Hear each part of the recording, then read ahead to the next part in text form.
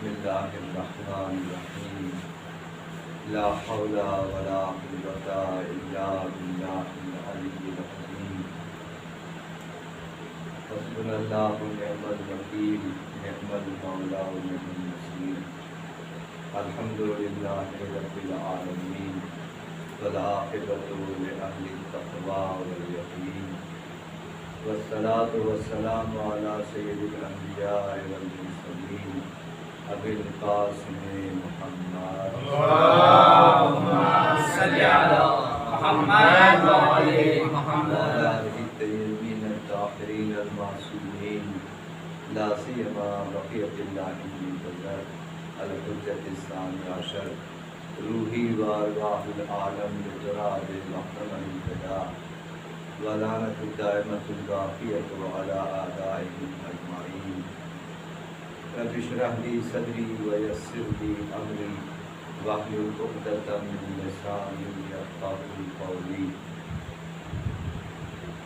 اما بعد فقد قال اللہ تبارک وتعالی فی کتابہ المبین وهو اصدق القائلین وقول الحق اعوذ باللہ من الشیطان الرجیم بسم اللہ الرحمن الرحیم رضی اللہ عنہم ورضوا عنہ اولئک حزب اللہ صلاۃ اللہم صلی علی محمد وعلی محمد۔ سورہ مجادلہ کی آخری یعنی 22ویں آیت جس میں ارشاد ہو رہا ہے کہ اللہ ان سے راضی ہو اور وہ لوگ اللہ سے راضی ہوں، یہی وہ لوگ ہیں جو حزب اللہ ہیں۔ اسی سلسلے میں 2 مجلسیں ہو چکی ہیں، ان باتوں کو تکرار نہیں کرنا ہے۔ جناب داؤد کے پاس وہی نازل ہوئی، اے داؤد فلاں جگہ جاؤ، فلاں عورت فلاں خاتون ان کو میں نے تمہاری ہمسری کے لیے، تمہاری زوجہ کے طور پر، تمہاری بیوی کے طور پر منتخب کر لیا ہے۔ پروردگار عالم کا ارشاد ہوا، وہی نازل ہوئی۔ جناب داؤد جناب سلیمان کے والد جناب داؤد گئے اور جا کر کے اس عورت سے بات کی کہ اللہ نے تم کو میری زوجیت کے لیے چنا ہے۔ یہ عورت کہتی ہے کہ اے اللہ کے نبی، میں اتنی مومنہ عورت نہیں ہوں، میرے اعمال اتنے صالح نہیں ہیں کہ میں اللہ کے نبی کی آپ کی زوجہ قرار پاؤں۔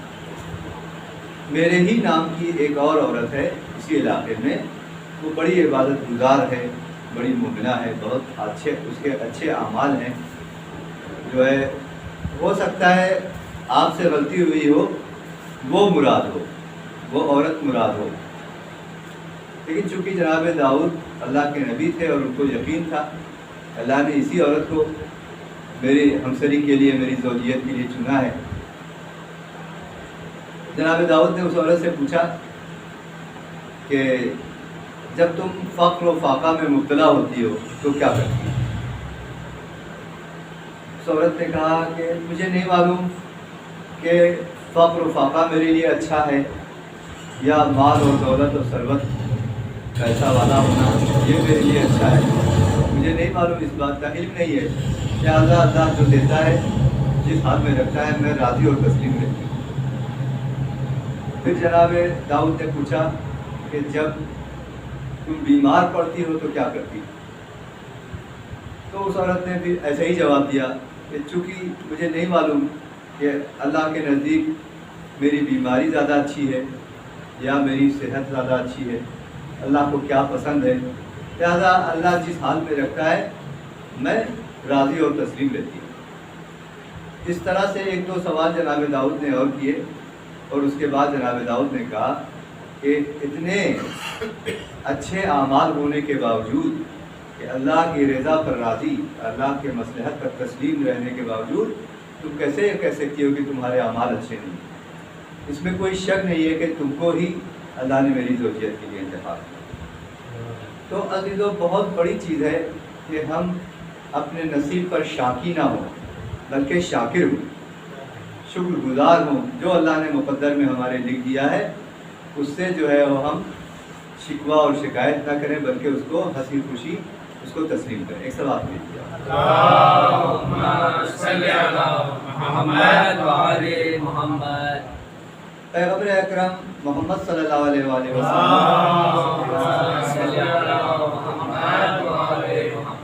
एक जगह से गुजर रहे थे, देखा कुछ लोग वहाँ मौजूद हैं, कुछ अमराद बैठे हुए हैं। पैगंबर ने पूछा, मन अंतुम, आप लोग कौन हैं? मैं यहाँ थोड़ा सस्पेंस आपका बरकरार रखूँगा, बाद में इसका जवाब दूंगा। मन अंतुम, उन्होंने 3 क्वालिटी, 3 सिफत अपने अंदर बयान की। मेरे अंदर उन्होंने ये कहा नहनुल मोमिनून, पहले ये कहा हम मोमिन हैं, पहले लोगों ने ये कहा हम मोमिन लोग हैं। तो रसूलुल्लाह ने कहा कि हर कलाम की एक दलील होती है, मा दलील हो ईमानिकुम, आपके ईमान की दलील क्या है, कैसे आप कह सकते हैं कि आप मोमिन हैं?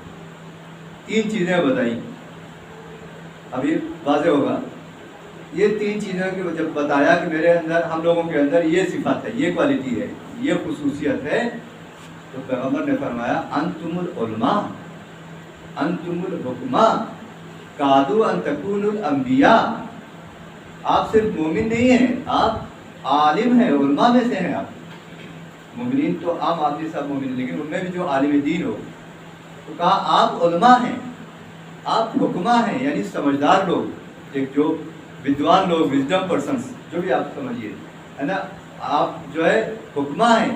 कादू अन तकुनुल अंबिया, यानी आप अंबिया से ज़रा सा कम है।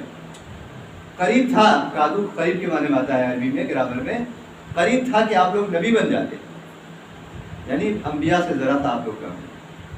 ये 3 सिफत। इसी तरह से शब मेराज, बहुत से सुनिएगा, ज़्यादा सुनानी मैं इसलिए पढ़ूंगा, थके रहते हैं आप लोग दिन भर के, आजकल जो ऑफिस की जावत है और रात का वक्त भी है, लेकिन जितनी देर पढ़ूँ उतनी देर तवज्जो से आप लोग सुनिए। एक बार और सवाल कीजिए।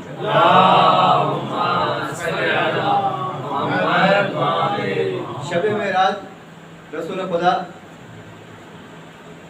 जब जाते हैं ऊपर अल्लाह के करीब, तो अल्लाह कहता है कि ऐ अल्लाह के नबी, ऐ रसूल अल्लाह, जिसके अंदर ये 3 सिफत हो, तो 3 सिफत वाज़ेह होगा, जिसके अंदर ये 3 सिफत हो, अब तो वो मिनत सिद्दीकीन, उनको हम सिद्दीकीन में लिख देते हैं। अब सिद्दीकीन को थोड़ा वाज़ेह कर दूँ। देखिए, अल्लाह ने तमाम मुमिनीन को 4 हिस्सों में बांटा है। अंबिया, मालूम है 1,24,000 पैगंबर। सिद्दीकीन, सिद्दीकीन में सिद्दीक़ अकबर, मौला कायनात अमीरुल मोमिनीन अली इब्न अबी तालिब,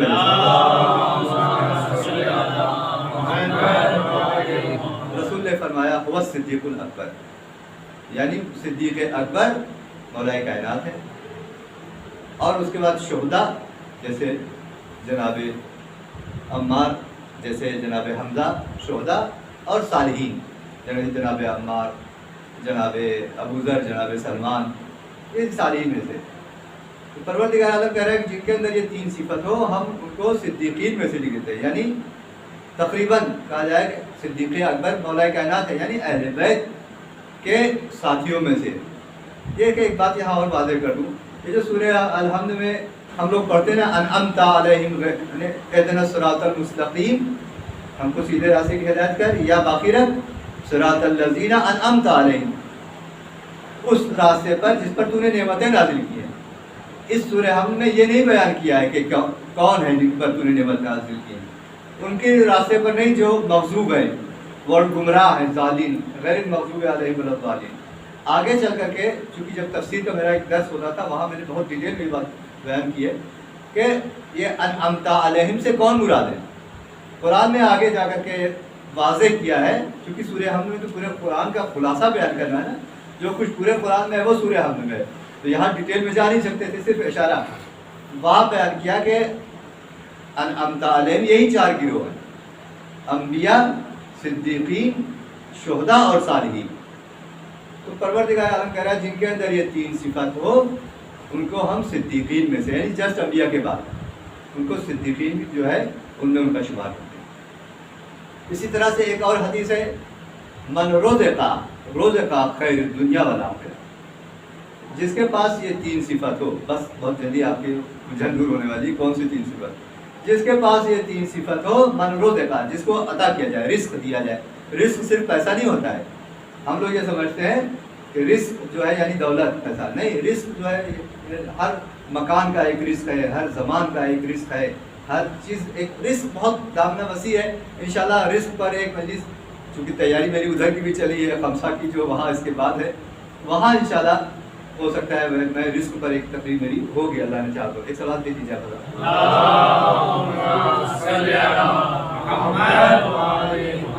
تو من رزق، جس کو رزق دیا جائے ان تینوں صفات کی، رزق خیر الدنیا والآخرہ، اس کو دنیا اور آخرت کے جو ہے تمام خیر، تمام سعادت اس کو نصیب ہو گئی۔ خیر، البتہ یہ علمی ایک پوائنٹ ہے کہ خیر اور سعادت میں کیا فرق ہے۔ بہت سارے علماء مانتے ہیں کہ خیر اور سعادت ایک ہی چیز ہے، بہت سارے علماء یہ کہتے ہیں کہ جو زیادہ مجھے بھی بہتر لگ رہا ہے کہ نہیں، خیر مقدمہ سعادت ہے، سعادت سے پہلے خیر ملتی ہے، اور انسان جو خیر کو ایکسیپٹ کرتا ہے اور بخوبی اس کو نبھاتا ہے تو پھر وہ سعادت کی منزل پر فائز ہوتا ہے، ایک قدم اس سے پہلے کا۔ تو من رزق خیر الدنیا والآخرہ۔ اب یہ سسپینس کھلنے والا ہے، توجہ سے سن لیجیے بہت، بلکہ ایک چیز بھی اگر میں جس سے لے کے چلے جائے، میری بھی محنت سوارت ہے اور آپ لوگ کبھی بیٹھنا، آپ نے جو قیمتی وقت نکالا ہے وہ بھی قیمتی ہے۔ ان تین چیز کے بارے میں اللہ نے کیا فرمایا؟ فرمایا کہ جس کے پاس یہ تین چیزیں ہوں، یہ آخری بات بتا رہا ہوں، اس کے بعد واضح کروں گا، جس کے پاس یہ تین چیزیں ہوں وہ تو میری بندگی کے لائق ہے، اور اگر یہ تین چیزیں نہیں ہیں بس وہ میرے بندہ بننے کے لائق نہیں ہے، میرا بندہ کہلانے کے لائق نہیں ہے۔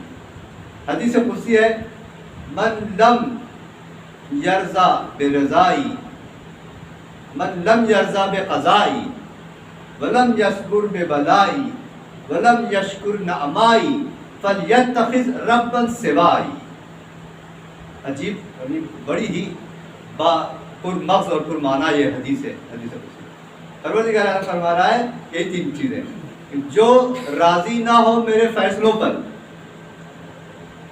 وَلَمْ يَصْبُرْ بِبَلَائِي، اور میری بلا اور آزمائش پر صبر نہ کرے، وَلَمْ يَشْكُرْ نَعْمَائِي، اور میری نعمتوں کا شکر ادا نہ کرے، فَلْيَتَّخِذْ رَبًّا سِوَائِي، بس اس کو چاہیے کہ میرے علاوہ کوئی اور رب ڈھونڈ لے، اپنا خدا کسی اور کو ڈھونڈ لے، میں نہیں پسند کرتا کہ وہ میرا بندہ کہلائے۔ تو تین چیزیں عزیزو، یہی جو ایک میرا موضوع جس پر میں نے اس وقت آپ کو سامنے، کہ اللہ کی رضایت پر راضی رہنا، اللہ کی قضا اور قدر جو ہے، یعنی اللہ کے جو فیصلے ہیں، مقدرات الہیہ، اس پر راضی رہنا۔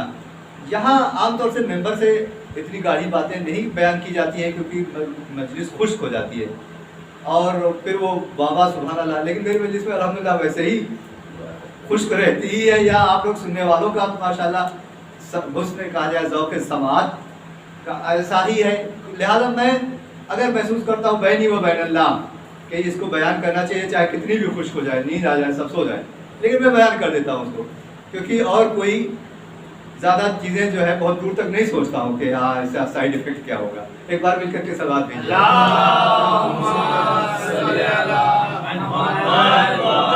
معلوم ہے کہ اللہ کی خوشی ہے اس میں، تو بیان کر دیتا ہوں، بھلے عوام کی خوشی نہ ہو، یہ کہنے کا مطلب سائیڈ افیکٹ ہے۔ بحث قضا و قدر عزیزان محترم، عمیق ترین مشکل ترین بحث ہے، بڑے بڑے علماء، بڑے بڑے بزرگان لڑکھڑا گئے اور جہنمی ہو گئے، بڑے بڑے، میں بھی بیان نہیں کر سکتا ہوں اور میں نہ کوئی دعویٰ بھی کر سکتا ہوں کہ پورا کنسیپٹ کلیئر ہے میرے لیے، لیکن بہرحال ہو سکتا ہے کہ some thing is better than nothing, ایک اندھوں میں کانا راجا، اس کے حساب سے میں تھوڑا سا زیادہ مثالیں آپ کے سامنے، مثالیں کچھ زیادہ آپ کے سامنے زیادہ جانتا ہوں، وغیرہ عمیق ترین بحث ہے، تھوڑی خشک ہے، علمی ہے، مل کر کے صلوات بھیجیے تو اس کو بیان کرتا ہوں۔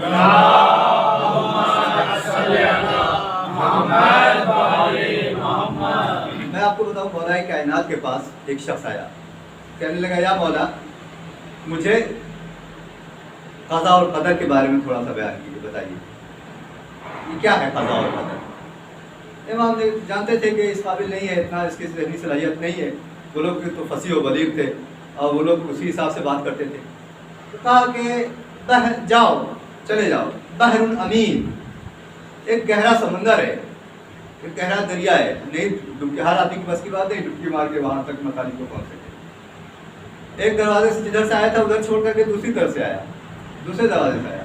اب مولا قضا اور قدر کے بارے میں بتا دیجیے۔ پھر مولا نے دیکھا، کہا جاؤ بابا جاؤ، سر من سر اللہ، اللہ کے راز میں سے ایک راز ہے یہ۔ لیکن وہ بھی تھا ضدی، عرب تو ضدی مادے بھی جاتے ہیں۔ عرب، میں جب حج پہ گیا تو عرب آپس میں لڑائی کر رہے تھے، اپنا وہ اعقاد کھول کر کے کہہ رہے تھے، ایک نے بولا کہ 1,24,000 پیغمبر ہم کو سدھار نہیں سکے، تم چلے ہو ہم کو سدھارنے کے لیے، تو وہ ضدی ہوتے ہی ہے۔ دوسری دروازے سے وہ آیا، جب 2 بار کہا تو پھر جب مولا نے ایک جملہ خالی کہا، یہی سب سے نچوڑ ہے۔ البتہ میں اس کو پورا واضح کرنے کی کوشش کروں گا، تھوڑا بہت جس حد تک کر سکتا ہوں۔ امام نے پھر کیا فرمایا کہ لا جبر ولا تفویض بل الامر بین الامرین، نہ تو جبر ہے نہ تفویض ہے، بلکہ دونوں کے بیچ کا معاملہ ہے۔ یہ ابھی کچھ نہیں سمجھ میں آ رہا ہوگا۔ اب میں آپ کو بتاؤں، دیکھیے اللہ کے قضاء اور قدر میں بہت خوش گفتگو ہے یہ بیچ میں، لیکن 10 منٹ کے لیے آپ لوگ معذرت کے ساتھ، لیکن اس کو سن لیجئے۔ 3 طرح کا نظریہ پایا جاتا ہے۔ ایک نظریہ یہ ہے، بچے غور سے سنیں، ایک نظریہ یہ ہے مجبرہ جن کو بولا جاتا ہے۔ ابو حنیفہ جس کا قائل تھا بزرگوں میں، بزرگ عالموں میں، اہل سنت کا بہت بڑا عالم ہے اور چھٹے امام کا شاگرد بھی ہے۔ یہ مجبرہ کا قائل کہتا ہے کہ انسان کچھ نہیں کرتا، جو کچھ کرتا ہے اللہ کرتا ہے، جو کچھ کرتا ہے اللہ کرتا ہے۔ تو اگر یہ قول شیعہ کے نظر میں باطل ہے کہ اگر ایسا ہے تو پھر اللہ کی ناانصافی ہے معاذ اللہ کہ اللہ کسی کو سزا یا جزا دے۔ ہم اگر معاذ اللہ شراب پیے، جوا کھیلیں، چوری کریں، ڈکیتی کریں تو اللہ کیوں کو سب کو اللہ نے کیا ہے۔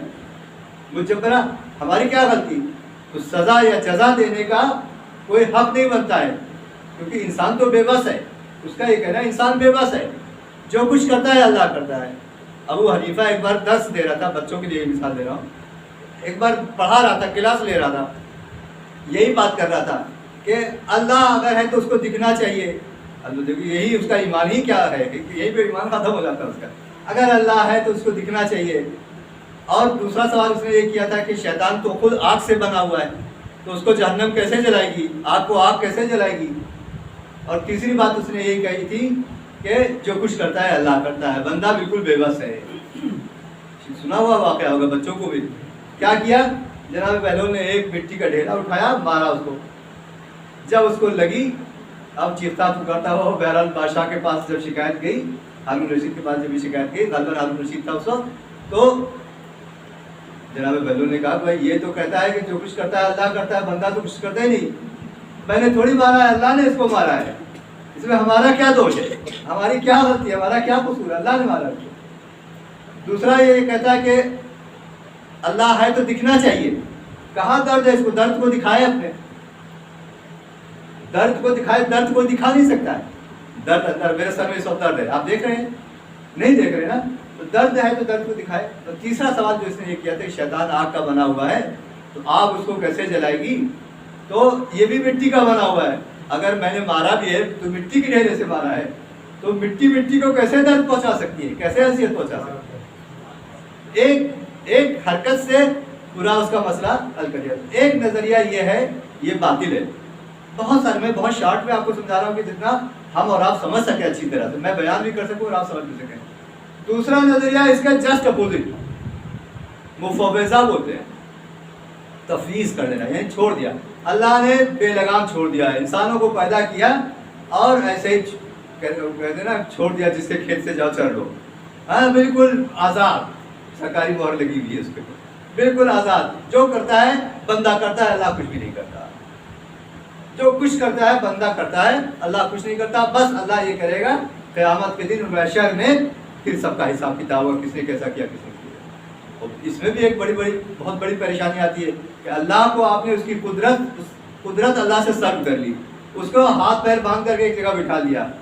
یہ ہم لوگوں میں یہ عقیدہ نہیں ہے، غیر مسلمان میں یہ عقیدہ پایا جاتا ہے کہ فرض کیجیے ایشور نے پیدا کیا اور جو ہے برہمن نے پیدا کیا اور ایک دوسرے میں وہ آئیں گے، وہ موت پھر بعد میں اچانک ان کی آنکھ کھلے گی اور دوبارہ سب کو زندہ کریں گے، اور اس طرح کے عقیدے مجھے معلوم ہے یہ اپنے اسلام میں یہ عقیدہ نہیں ہے، مفضل۔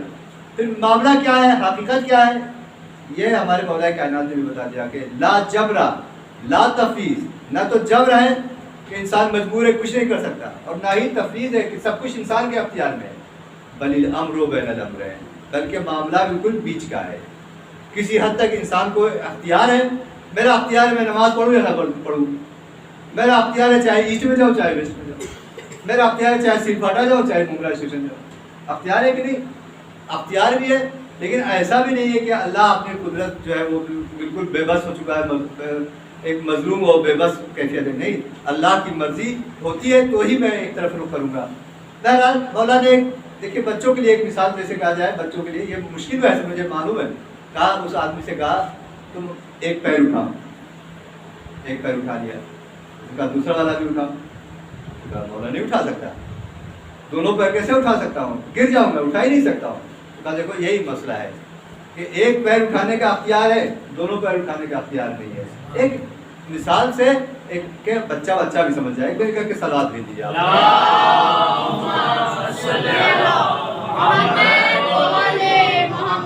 تو عزیزو ہم یہی کہنا چاہ رہے تھے کہ اللہ کی رضایت پر راضی رہنا ہے۔ یہ دیکھیے میں نے جیسا کہ دونوں مجلسوں میں اب تک یہی بات ہوئی کہ اس دنیا میں بلا اور مصیبت پریشانی آنا ہی آنا ہے، اور یہ البتہ قرآن مجید کی سورہ نساء کی آیت نمبر 79 اس میں بھی ایک عجیب آیت، تو ساری اچھی ہے، لیکن ایک ہے کہ جو بھی بلا اور مصیبت ہم پر آتی ہے وہ ہماری وجہ سے آتی ہے، کہیں نہ کہیں ہم خود اس کے ذمہ دار ہوتے ہیں۔ قرآن کی آیت ہے ما من حسنۃ اصابک فمن اللہ، جو بھی نیکی اور اچھی تم تک پہنچتی ہے وہ اللہ کی طرف سے، وما من سیئۃ اصابک فمن نفسک، اور جو بھی برائی یا پریشانی تم تک پہنچتی ہے بس وہ خود تمہاری وجہ سے، کہیں نہ کہیں ہم ذمہ دار ہوتے ہیں اس کی، وگرنہ جو اللہ آزمائش کے لیے بھی بلا مصیبت ڈالتا ہے لیکن پہلے سے اس کی وجہ ہم بنتے ہیں۔ جناب یعقوب آزمائش میں ڈالے گئے لیکن وجہ بھی خود ہی بنے۔ مغرب کے وقت میں تھا، بھنا ہوا دمبا کھا رہے تھے، ایک فقیر آیا، کہا میں بھوکا ہوں، مجھے کچھ کھلا دیے۔ نبی تھے، بھگایا نہیں، چھڑکا بھی نہیں، لیکن روایت میں لم یصدقوہ، ان لوگوں نے اس کی تصدیق نہیں کی، کنفرمیشن نہیں ہوا، کہتے ری کنفرم کرا رہے ہیں، کنفرمیشن نہیں ہوا، یعنی شک پہ پڑے کہ پتہ نہیں سچ بولا ہے جھوٹ بولا ہے، ایسے کتنے آتے رہتے ہیں، جو بھی بہرحال نہیں دیا اس کو۔ امام فرماتے ہیں، چھٹے امام فرماتے ہیں کہ ساری بلا اور مصیبت جب آزمائش ہوئی، جناب یوسف کی سٹوری شروع ہو گئی، اور اس کے بعد یہ تمام کے 35 سال تک روتے رہے، آنکھوں کی روشنی چلی گئی اس قضیے کی وجہ سے۔ تو اللہ آزمائشوں میں بھی جو ڈالتا ہے ہم کو، کہیں نہ کہیں اس کے سبب بھی ہم ہی بنتے ہیں۔ اللہ بتا ایک بہت بڑی نعمت ہے، ہم اس کو سمجھتے نہیں ہیں کہ ایک بہت بڑی نعمت ہے کہ ہم اپنی پریشانیوں کو پہلے سے جانتے نہیں ہیں، علم غیب ہمارے پاس نہیں ہے۔ صلاۃ دیجیے آپ ذرا۔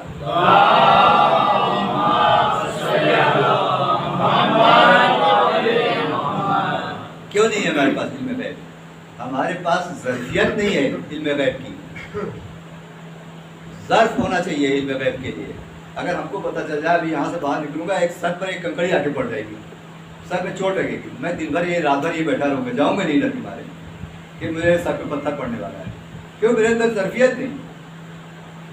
اگر ایک عورت کو پتہ چلے کہ اس کا شوہر 2 سال بعد ایکسیڈنٹ کر کے مر جائے گا، کبھی تیار نہیں ہوگی اس سے شادی کرنے کے لیے۔ ایک مرد کو پتہ چلا کہ اس کی بیوی 10 سال بعد کینسر کے بیمار ہو جائے گی، مر جائے گی، شادی کرنے کے لیے نہیں تیار ہوگا، پورا اختلال ہے، نظام دھرم برہم ہو جائے گا۔ کیوں؟ کیونکہ ظرفیت نہیں ہے۔ ایک شخص آیا چھٹے ماہ میں، ہم جعفر صادق علیہ السلام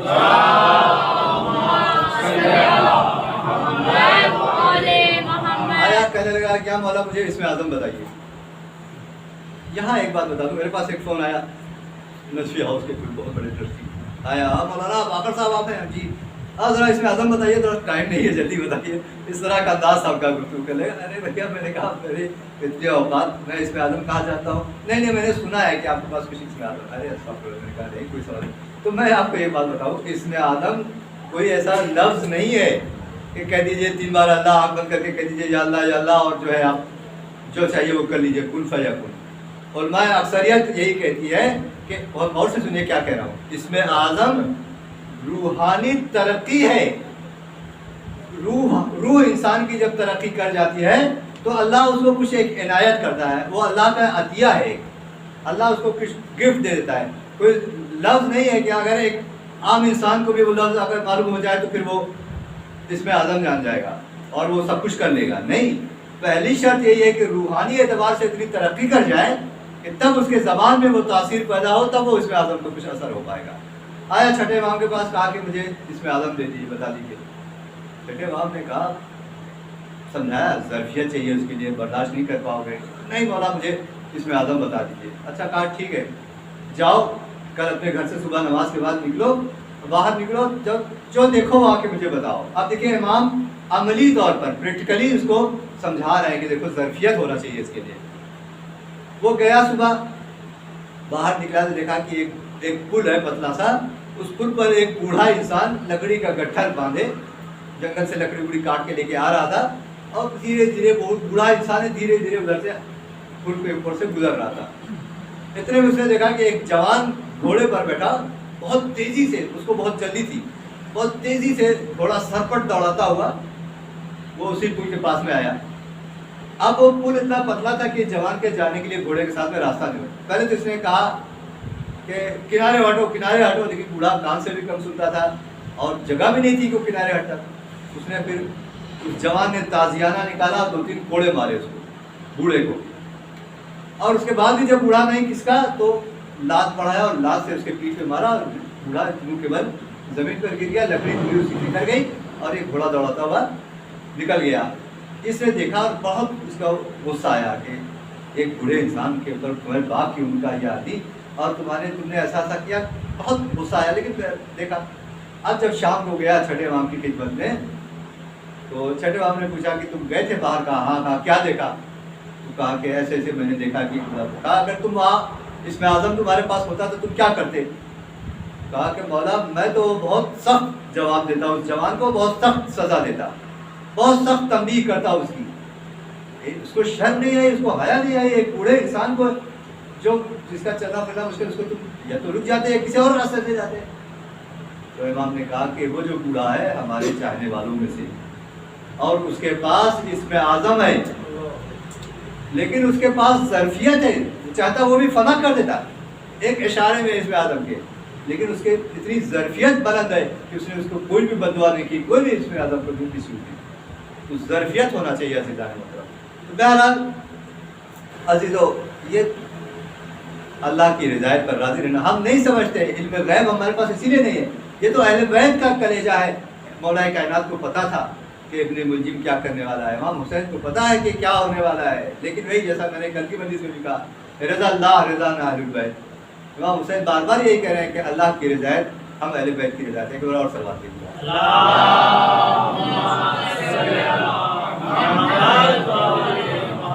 ایک بار اور مل کر کے سلوات دیجیے.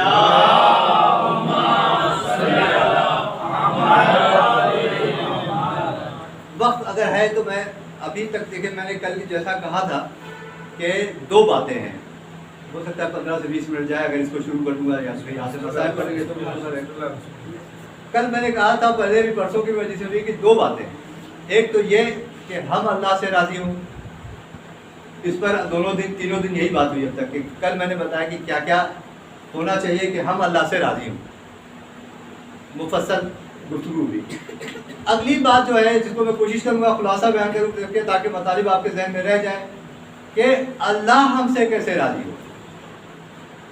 یہ تو واضح ہوا کہ چلیے ہم کیسے راضی رہیں. دنیا میں مہمان خانہ ہے اور دنیا میں پریشانیاں آنا ہے اور ہم کو اختیار اس بات کا ہے کہ رضایت کے ساتھ زندگی کریں یا نہ کریں.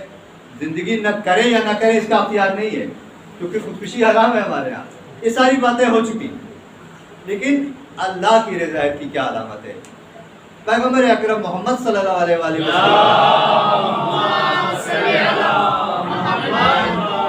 پوچھتے ہیں، معراج میں ہی جا کر کے پوچھتے ہیں، بارے اللہ یا رب ما آیت و رضا، خدایا آپ کی رضایت کی علامت کیا ہے؟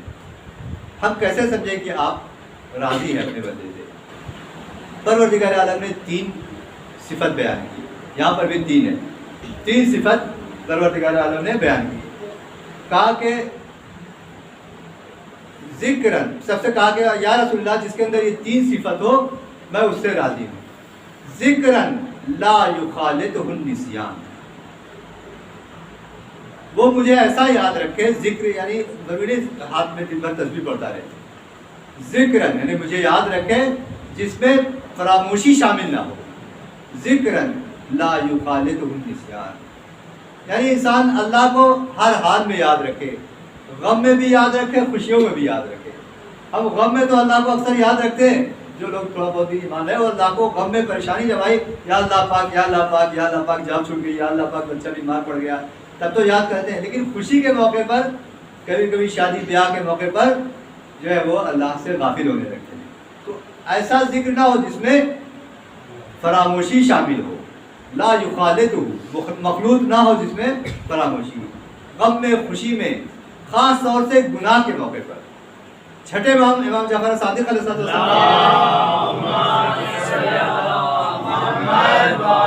مولا فرماتے ہیں کہ ہم ایسا نہیں ہے کہ 24 گھنٹہ ذکر خدا میں مشغول رہتے ہیں، ہر وقت کہتے رہے سبحان اللہ والحمدللہ ولا الہ الا اللہ واللہ اکبر. اگرچہ مولا فرما رہے ہیں اگرچہ یہ بھی ذکر ہے، لیکن ہم 24 گھنٹہ ممکن ہی نہیں انسان کے لیے. دنیا کھیتی باڑی، بیوی بچے، کھانا پینا، سونا جاگنا، دنیا کے مشغولیت ہے اس دنیا میں ہزاروں. لیکن ذکر میں مشغول رہنے سے مراد یہ ہے کہ گناہ کے وقت میں ہم اللہ کو کبھی بھولتے نہیں، یعنی ہم گناہ نہیں کرتے. جب بھی گناہ کا موقع آتا ہے تو کوئی معاملات میں کہیں سچ بولنے کی بات ہے یا جھوٹ بولے یا سچ بولے تو پھر ہم جھوٹ کو نہیں انتخاب کرتے. گناہ کے کرنے کے موقع پر ہم اللہ کو ہمیشہ یاد کرتے. ذکرن، ایسا ذکر لا یخالطہ النسیان. قرآن مجید میں بھی آیا وَاذْكُرُوا اللَّهَ ذِكْرًا كَثِيرًا، اللہ کو کثیر، زیادہ سے زیادہ یاد کرو. حدیث ہے الذکر نور، ذکر نور ہے. شیخ عباس قمی جن کی وفات الجنان ہے، جب وہ ذکر کرتے تھے تو ان کے جسم سے نور نکلتا تھا. ایک عالم نے دیکھا کہ ایک جگنو جیسا کچھ چیز چمکتا چلا جا رہا ہے. گئے دیکھیں کیا چیز ہے، دیکھا شیخ عباس قمی. کہا کہ یہ کیسا، میں آپ کے جسم سے نور نکلتا دیکھ رہا تھا. مشہد میں امام رضا صاحب کے روضے کے پاس میں ایک گلی سے گزر رہے تھے. فوراً کہا کہ یہ جو گنبد دکھ رہا ہے، سبز گنبد، آٹھویں امام کا جو گنبد ہے، تم کو اس گنبد کی قسم ہے اور جو اس کے نیچے سویا ہوا ہے اس کی قسم ہے، جب تک میں زندہ ہوں نہ بتانا کسی کو.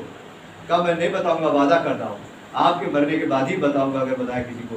تو کہا کہ میرا یہ حال ہے کہ اگر میں منہ سے اللہ بھی کہتا ہوں خالی تو میرے جسم سے نور نکلنے لگتا ہے. کوئی بھی ذکر پڑھتا ہوں تو جسم سے روشنی نکلتی، نور نکلتا ہے. الذکر نور. تو ایسا ذکر جس میں فراموشی نہ ہو. ہم لوگ بھی مومن ہیں لیکن کبھی کبھی یعنی عام انسان، وہی البتہ ایک تھوڑا لطیفے جیسا ہے کہ کہتے ہیں کہ دو دوست بیٹھے البم میں گندی گندی تصویریں دیکھ رہے تھے اور دیکھے جیسے پیش پلٹتے تھے کہتے سبحان اللہ سبحان اللہ، جیسے ہیروئن ہیروئن کی فوٹو ہے سبحان اللہ. ایک ساتھ میں 4-5 پنا پلٹ گیا، 4-5 پیج ایک ساتھ میں پلٹ گیا تو دوسرا دوست کہتا ہے ابے کہیں سبحان اللہ گزر گیا، یعنی پھر سے پلٹو والا. تو یہ کیا ہے؟ یہ ذکر اللہ یخالطہ النسیان یہ ہو گیا. یا لا یخالطہ النسیان نہیں، ذکر ہم نماز بھی پڑھتے ہیں لیکن ہاں نامحرم سے نظروں کو بھی بچا بھی نہیں پاتے ہیں یا دوسرے گناہ بھی ہم سے ہو جاتے ہیں. ایسا یہ والے نہیں، ایسا ذکر ہو اللہ کو کہ پھر آدمی اس میں سے بھولے نہیں. یہ پہلی چیز. 10 ورष سمیٹ رہا ہوں گفتگو کو تاکہ دیکھ رہا ہوں وقت بہت تیزی سے گزر رہا ہے. دوسرا جو اللہ نے فرمایا، 3 باتیں بتائی. شکرن لا یخالطہ الجہل. ہم لوگ بھی اللہ کا شکر ادا کرتے ہیں لیکن جہالت اس میں شامل ہوتی ہے. اللہ کہتا ہے وَشُكْرًا لَا يُخَالِطُهُ الْجَهْلُ. شکر بھی کرتے ہیں لیکن شکوہ بھی کر رہے ہیں. جناب عبداللہ ابن جعفر، جناب زینب صلی اللہ علیہ کے شوہر، لیکن وہ معصوم نہیں تھے. بلند مرتبے پر وہ لوگ فائز تھے لیکن معصوم نہیں تھے کہ کہا جائے ان سے کوئی گناہ کا انکار نہیں. ایک بار ایسے ہی امام حسن علیہ السلام کے پاس بیٹھے صلوات دے دیجیے.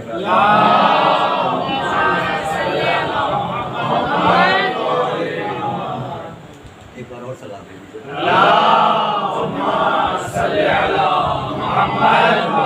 بیٹھے ایسے ہی شکوہ کرنے لگے. روزی بہت تنگ تھی. کہ وقت زمانے میں ابتدائی اسلام نے کہ وقت مسلمان فاقہ کرتے تھے، رہنے کے لیے بھی گھر نہیں تھا، مسجدوں میں جا کے پناہ لیتے تھے. حکم ہوا کہ مسجد میں مت رہا کریں. قسمت کے بارے میں ویسے ہی کہنے لگے، یا سمجھ میں نہیں آ رہا ہے کتنی غربت، اتنی قسمت، ہماری قسمت ہی پھوٹی ہوئی ہے، ہماری قسمت ہی خراب ہے۔ امام حسن نے فوراً تنبیہ کیا، کہا کہ اے عبداللہ، جب تم کو اس بات کا عقیدہ ہے اور یقین ہے کہ قسمت بنانے والا اللہ ہے، رحمان اور رحیم ہے، حکیم ہے، علیم ہے اور سمیع ہے، پھر تم کیسے اپنی قسمت کا شکوہ کر رہے ہو؟ کس طرح سے، کس زبان سے اور کس دل سے تم اللہ کی شکایت کر رہے ہو، اللہ سے شکایت کر رہے ہو؟ تم کو پوری طرح سے رضایت اور تسلیم کا درس دیا امام حسن صاحب۔ تو شکرن لا یخالطہ الجہل، ہم شکر گزار بھی ہو اور شکوہ بھی کریں، شکایت بھی کریں، یہ نہیں چلنے والا ہے۔ شکر گزار تو خالصاً للہ، اللہ کا شکر گزار ہو، زبان سے بھی شکر گزاری کریں، تہہ دل سے اللہ کے بھی شکر گزار ہو، اور عملی اعتبار سے، یہ 3 مرحلے ہیں شکر کے، عملی اعتبار سے بھی اللہ کا شکر گزار ہو۔ اور تیسری چیز، اور آپ کی زحمت تمام فرماتے ہیں وَمَحَبَّةً لَا يُؤْثِرُ عَلَى مَحَبَّتِي مَحَبَّةَ الْمَخْلُوقِينَ، اور مجھ سے ایسی محبت کرے، بہت بڑی بات ہے یہ، مجھ سے اس طرح سے محبت کرے کہ میری محبت پر کسی اور مخلوق کی محبت کو ترجیح نہ دے، یعنی مجھ سے زیادہ اور کسی سے محبت نہ کرے، نہ ماں سے، نہ باپ سے، نہ اولاد سے، نہ بیوی سے، نہ بچے سے، نہ جائیداد سے، نہ پراپرٹی سے، وطن سے، کسی چیز سے بھی، سب کے حق اپنی جگہ پر، سب کے حقوق اپنی جگہ پر، لیکن کسی کا حق ہم پر اللہ کے حق سے زیادہ نہیں ہے۔ پروردگار عالم فرماتا مجھ سے ایسی ہے، یعنی میرا ایسا عاشق ہو کہ مجھ سے زیادہ عشق کسی اور سے نہ کرے۔ عاشق کے لیے اللہ نے ایک جدا گانا کوٹا بنایا ہوا ہے، ایک الگ سہمیہ ہے۔ جناب موسیٰ، بات آ گئی ہے، جناب موسیٰ جا رہے تھے، ایک عورت آئی، کہا کہ یا موسیٰ، کئی سال ہو گئے شادی کے، مجھے اولاد نہیں ہے، ذرا اللہ سے پوچھئے گا کہ مجھے اولاد ہوگی کہ نہیں ہوگی۔ کہا ٹھیک ہے، پوچھ کے بتاتا ہوں۔ گئے، سارا اپنا کام کرنے کے بعد کہا کہ یا اللہ پاک، وہ ایک محترمہ ملی تھی، راستے میں کہہ رہی تھی کہ مجھے اولاد ہوگی کہ نہیں ہوگی، کوئی بیٹا نہیں، کوئی بیٹی نہیں، کوئی اولاد نہیں۔ اور اللہ نے کہا کہ اے موسیٰ، اس سے کہہ دینا کہ اس کے نصیب میں کوئی اولاد نہیں ہے۔ آئے، وہ بیچاری انتظار کر رہی تھی۔ جناب موسیٰ نے کہا کہ ہاں موسیٰ، آپ نے پوچھا، اے اللہ کے نبی آپ نے پوچھا؟ کہا ہاں، صبر کیجئے، اللہ کی رضایت پر راضی رہیے، صبر کیجئے، آپ کے نصیب میں اولاد نہیں ہے۔ کہا اچھا، چلی گئی بیچاری، چلے گئے جناب موسیٰ بھی۔ کچھ دنوں بعد، کچھ عرصے بعد ایک فقیر آیا، فقیر آ رہا ہے، کہہ رہا ہے کون ہے جو اس فقیر کو کھانا کھلائے؟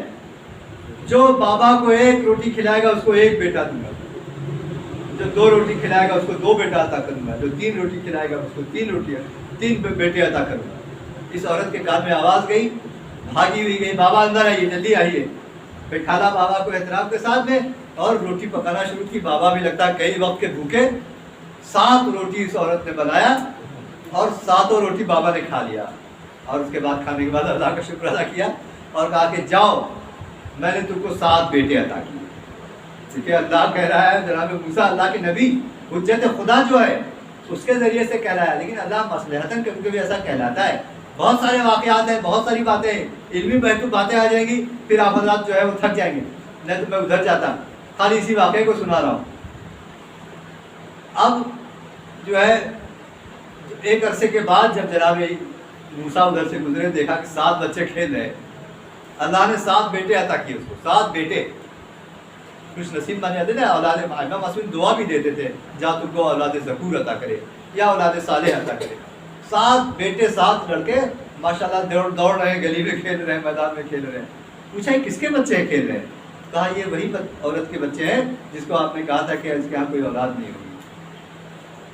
عجیب سا احساس ہوا جناب موسیٰ کا، ہے اللہ نے مجھ سے کہا تھا اولاد نہیں ہے نصیب میں، اور پھر اولاد دے دیا۔ اپنے کام سے گئے تو کہا ہاں اللہ پاک، ایک بات اور یاد آئی، اس بچے کے لیے آپ نے کہا تھا کہ اولاد، اس عورت کے لیے اولاد نہیں ہوگی اس کے، ماشاءاللہ 7 بیٹے آپ نے ان کو عطا کیا تھا، تو اللہ ہی نے کیے نا، 7 بیٹے۔ تو کہا کہ ہاں موسیٰ، وہ جو تمہارے بعد اس کے نصیب میں تھا نہیں، لیکن تمہارے بعد ایک ایسا سا فقیر آیا تھا، وہ میرا عاشق تھا۔ میں نے کہا نا الگ ایک کوٹا ہے، وہ میرا عاشق تھا، مجھ سے ہو نہیں سکتا کہ میرا عاشق مجھ سے کوئی چیز کی ڈیمانڈ کرے، مجھ سے کچھ چاہے اور میں اس کی بات کو رد کروں۔ اس نے 7 اولاد کی درخواست کی، مجھ سے دعا مانگی، میں نے اس عورت کو 7 بیٹے عطا کیے۔ آپ کا عاشق تھا وہ بندہ؟ کہا ہاں میرا عاشق تھا. دیکھنا چاہتے ہو اس کے عشق کا مرحلہ کس حد تک عشق کرتا ہے مجھ سے؟ کہا ہاں دیکھنا چاہتا ہوں. تو اللہ نے جناب موسیٰ کو ایک پیالہ دیا اور ایک چاقو دیا. کہا کہ جاؤ جن کو تم نے مومن بنایا ہے، مسلمان بنایا ہے، ان سے کہو کہ اللہ نے تمہارا خون اور گوشت مانگا ہے، گوشت اور خون مانگا ہے، جا کے مانگو بنی اسرائیل میں. جناب موسیٰ آئے، سب سے کہہ رہے ہیں اللہ نے تمہارا گوشت اور خون مانگا ہے یہ پیالے میں. ارے کیوں کہہ رہے ہیں؟ سب آدمی اپنی اپنی جو کہتے ہیں بغلیں جھانکنا، بہانا کوئی کرا کوئی بھی نہ اپنا گوشت دینے کو تیار ہے نہ خون دینے کو تیار ہے. خالی پیالہ لے کر کے جناب موسیٰ اللہ کے پاس آ گئے. تو اللہ نے کہا کہ کیا ہوا؟ کہا کسی نے کوئی تیار نہیں ہے، کوئی نہیں دینے کو تیار ہے اپنا گوشت اور خون. کہا کہ اب جاؤ اس فقیر کے پاس، اس سے بتاؤ کہ اللہ نے تمہارا گوشت اور خون مانگا ہے. اب جناب موسیٰ جب گئے اور جب اسے کہا کہ اللہ نے تمہارا گوشت اور خون مانگا ہے، خوش ہو گیا. فوراً چاقو لیا اور وہ پیالہ لیا. کبھی اپنے گان کا گوشت کاٹ کے اس میں رکھ رہا ہے، اس کا خون رکھ رہا ہے، کبھی اپنے ہاتھ کا گوشت کاٹ رہا ہے، اس میں اپنا خون رکھ رہا ہے. میرے معشوق کو نہ جانے میرے جسم کا کس حصے کا گوشت چاہیے، پورے جسم سے اس نے اپنے گوشت کو کاٹ کاٹ کر کے اور پورا پیالہ بھر کر کے جناب موسیٰ کو دے دیا کہ لے کے جائیے پورے جسم کا گوشت اور خون. تب اللہ نے کہا کہ اے موسیٰ دیکھا وہ میرا کیسا عاشق، وہ محبتی لا یؤثر علی محبتی محبت اللہ. ہاں عزیزو، تو دو چیزیں میں نے وہاں بتائی تھی. ایک چیز میں نے وہاں بتائی کہ اللہ کی رضایت پر راضی رہنا، بس صبرن، بس میں ربط مسائل کے لیے یہ بات لے آیا ہوں. بس صبرن ومن لم یصبر بلائی، اور جو میری بلا پر صبر نہ کرے. ہاں عزیزو، قرآن مجید میں صرف میں محسوس کر رہا ہوں وقت زیادہ ہو گیا، ایک بار اور سلام دیجیے آپ.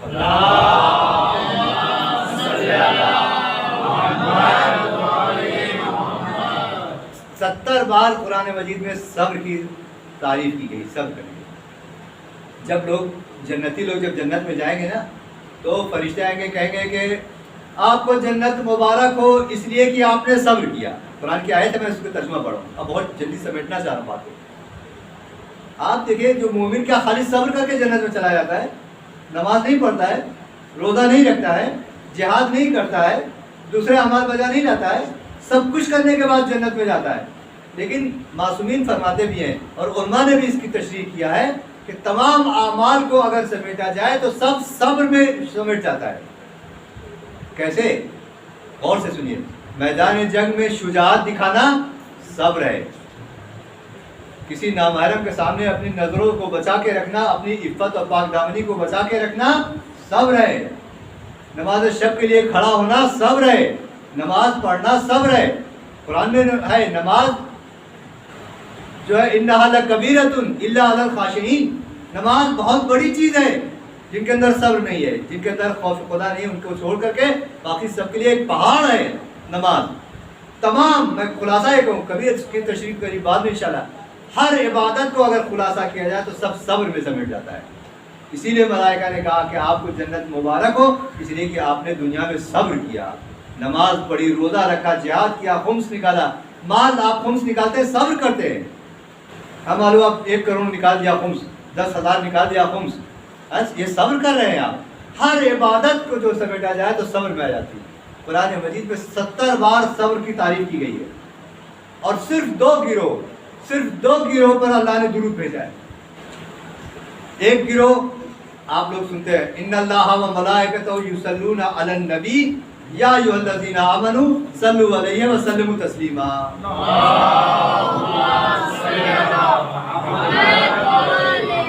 تو کس پر درود بھیجا گیا؟ نبی پر. اے ایمان لانے والے جو ہے کس پر درود بھیجا ہے؟ نبیوں پر درود بھیجا اللہ نے. دوسرا گروہ جس پر اللہ نے قرآن میں درود بھیجا ہے وہ صابرین پر. بس صابرین پر. وبشر الصابرین، بشارت دو صابرین کے. الذین اذا اصابتهم مصیبہ، وہ صابرین کے جب ان پر کوئی مصیبت آتی ہے قالوا انا للہ و انا الیہ راجعون، جو انا للہ و انا الیہ راجعون کہتے ہیں یعنی ہم سب اللہ کے لیے ہیں اور اللہ کی طرف لٹ جائیں گے. اولئک علیہم صلوات من ربہم، فرماتے یہ وہی لوگ ہیں کہ جن پر اللہ کے یعنی اپنے رب کی طرف سے درود بھیجا جاتا ہے. صرف قرآن میں 2 گروہ پر درود بھیجا گیا ہے، ایک نبیوں پر اور ایک صابرین پر. اور تیسرا اور آخری مرحلہ عزیزو شکر ہے، وَمَن لَّمْ يَشْكُرْ عَلَىٰ نَعْمَائِهِ، ہے نا، اور جو فَلْيَتَّخِذْ رَبًّا سَوَائِي، اور جو میرے شکر گزار نہ ہو عزیزو۔ اسی لیے آپ دیکھیے کہ قرآن جو ہے کربلا کے میدان میں امام حسین نے اپنا سب کچھ قربان کر دیا، اس کے باوجود فرماتے ہیں امام حسین نے صرف صبر نہیں کیا ہے بلکہ شکر بجا لا رہے ہیں، اثنی الی اللہ احسن الثناء، امام حسین کا جملہ آخری لمحات میں کہہ رہے ہیں اللہ کا میں شکر ادا کرتا ہوں، بہترین شکر ادا، بہترین تعریف کرنے والا، اور آخری سانس تک میں الہی رضن بے رضا کا و تسلیماً بامرک، الہی رضن بے قضا، اور راضی بھی ہے اور شکر گزاری کر رہا ہے عزیزو۔ بس چند جملے مصائب کی کیونکہ وقت کافی گزر گیا ہے۔ عبداللہ ابن عفیف ازدی، یہ مولائے کائنات کے ساتھ جنگ صفین میں تھے، بزرگ صحابی تھے۔ ان کے بارے میں ہے کہ جب یہ ایک بار کہیں لمبے 6 مہینے کے سفر کے بعد جب یہ کوفہ آئے تو دیکھتے ہیں کوفے میں سناٹا ہے۔ بڑا تعجب ہوا کہ کوفے کے سارے جوان، سارے مرد کہاں چلے گئے۔ خیر آئے اپنے گھر پر، جب آئے دروازہ جب کھٹکھٹایا، بیٹی آئی، کہا بیٹی کیا بات ہے، کوفے میں پورا سناٹا مچا ہوا ہے، کوئی آدمی دکھ ہی نہیں رہا ہے سوائے 2-4 بوڑھوں کے۔ تو کہا کہ بابا کسی شخص نے خلیفہ وقت کے خلاف بغاوت کی ہے، وہ اس وقت کربلا میں آیا ہوا ہے، اور ابن زیاد نے یہ اعلان کیا ہے کہ جو جنگ کرنے کے لیے نہیں جائے گا اس کے جو ہے وہ اس کو سخت سے سخت سزا دی جائے گی، اس کو قتل کر دیا جائے گا، اس کے پورے مال اور دولت کو قبضہ کر لیا جائے گا، آپ بھی جلدی سے جائیے اور جا کر کے اس باغی کے ساتھ میں جنگ کیجیے۔ عبداللہ ابن عفیف کہتے ہیں کہ میں نے فوراً اپنا گھوڑا موڑا اور تلوار سنبھالی، میری بیٹی کہتی کہ بابا آپ میدان جنگ میں جا رہے ہیں اور جنگوں میں اکثر مال غنیمت ملتا ہے، اگر آپ کو جنگ میں غنیمت ملے، مال غنیمت ملے تو میرے لیے ایک عقیق انگوٹھی، عقیق یمنی لے آئیے گا۔ عبداللہ ابن عفیف یزدی جو ہے یہ کہتا ہے کہ جب میں کربلا پہنچا تو عصر عاشورہ، میں نے دیکھا کہ ایک بس چند جملے مسائل میں پڑھوں گا، طاقت نہیں رہ گئی، ایک 57 سال کا ایک ضعیف انسان جو ضعیف ہو چکا ہے، اس کا امامہ کھل کے اس کی گردن میں آ چکا ہے، لیکن چہرے سے ایک نور ہے اور ایک ایسی ہیبت ہے کہ اس کے سامنے دشمن جانے سے ڈر رہا ہے، جس طرف اس کا گھوڑا مڑ رہا ہے لوگوں میں بھگدڑ مچ جا رہی ہے، لوگ بھاگ رہے ہیں، فرار کر رہے ہیں، ایک دوسرے کے اوپر گر رہے ہیں، پڑ رہے ہیں۔